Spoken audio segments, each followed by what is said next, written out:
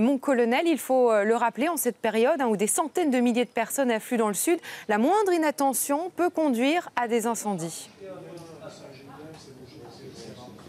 Oui, absolument. Nous souhaitons lourdement insister auprès de nos concitoyens et puis bien sûr auprès des vacanciers qui se déplacent dans notre région pour qu'ils soient très prudents. Il faut bien identifier quand même que 70% de nos feux sont d'origine accidentelle, donc avec de l'imprudence et parfois même, j'ajouterai, de l'inconscience, lorsque on s'aperçoit que des mégots sont jetés par les fenêtres, lorsque des barbecues sont allumés ou lorsque même des travaux sont réalisés dans des massifs forestiers ou à proximité des massifs forestiers. Donc c'est toutes ces règles de prudence sur lesquelles nous souhaitons insister vivement et que chacun puisse avoir un comportement citoyen et responsable. Pourquoi le risque incendie est-il si élevé en ce moment ?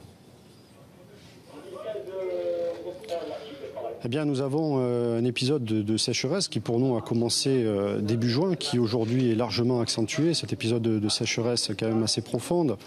Pas d'événements pluvieux depuis cette période.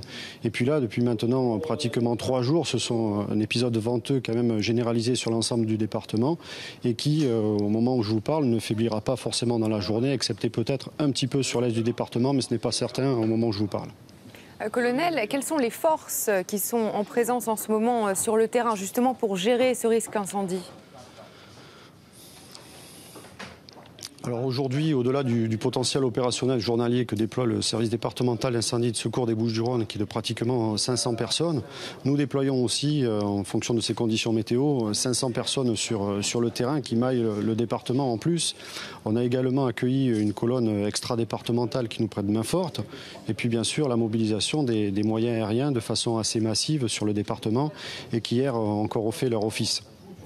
Alors on les rappelle pratiquement chaque année, mais quelles sont les consignes de précaution élémentaires? Qu'est-ce qu'il ne faut surtout pas faire?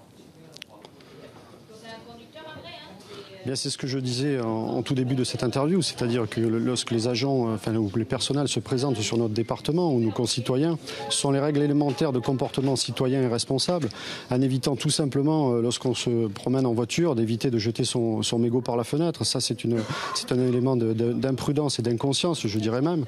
C'est également aussi d'éviter tous ces barbecues ou ces feux en proximité de massifs forestiers, ou encore tous ces travaux qui se réalisent à partir de points chauds à proximité de ces massifs.